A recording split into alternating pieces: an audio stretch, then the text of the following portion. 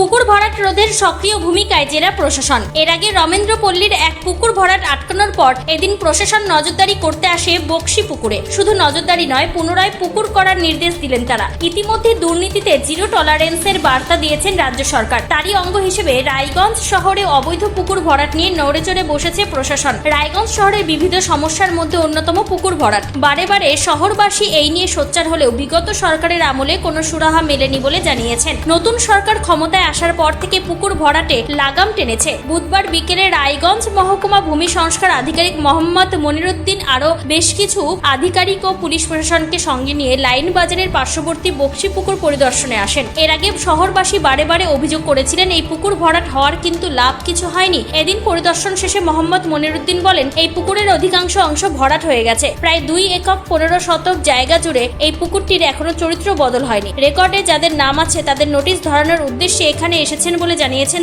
তিনি আরো বলেন, যদি কেউ বেআইনিভাবে জলজ জমিকে অন্য জমিতে পরিণত করে তাহলে তাকে পূর্ববর্তী অবস্থায় ফিরিয়ে দিতে হবে। রেকর্ডে যখন পুকুর ছিল তখন সেটি জিতেন্দ্র রাম বক্সি ও রোহিণী নাগের নামে ছিল। বর্তমানে 16 জনকে নোটিশ ধরিয়ে আরো কেউ জড়িত কিনা সেটাও চিহ্নিতকরণ করা হবে। আইন অনুযায়ী ভরাট হওয়া জায়গাকে পুনরায় পুকুরে পরিণত করার নির্দেশ দেওয়া হয়েছে। এই বিষয়ে রায়গঞ্জ মহকুমা ভূমি সংস্কার আধিকারিক মোহাম্মদ মনিরুদ্দিন সংবাদ মাধ্যমকে কি জানিয়েছেন শুনুন। এটাকে বক্সি পুকুর নামে এটা পরিচিত। এটা রায়গঞ্জ শহরের বক্সি পুকুর, একটা পুরাতন পুকুর।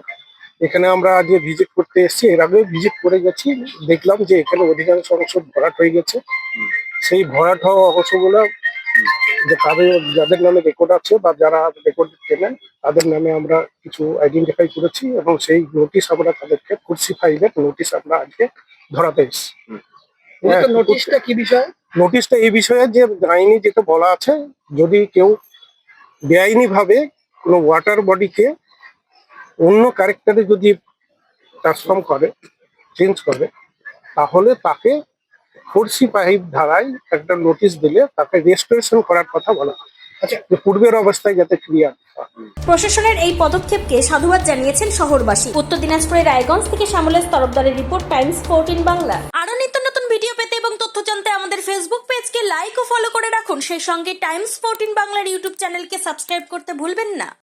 মুখের উজ্জ্বলতা হারিয়ে গেছে, স্পট পড়ে গেছে, ব্রণ ভর্তি, তাই আর দেরি না করে আজই আসুন রায়গঞ্জের চণ্ডীতলায় হেলথ প্লাস মাল্টি স্পেশালিটি ক্লিনিকে এবং এখানে পান অভিজ্ঞ ডাক্তার দ্বারা ফ্রি স্কিন টেস্ট।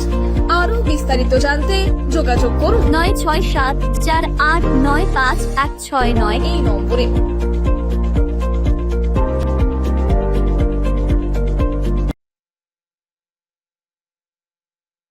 আজ তোমার বিয়ে সাজলো নতুন সাজে।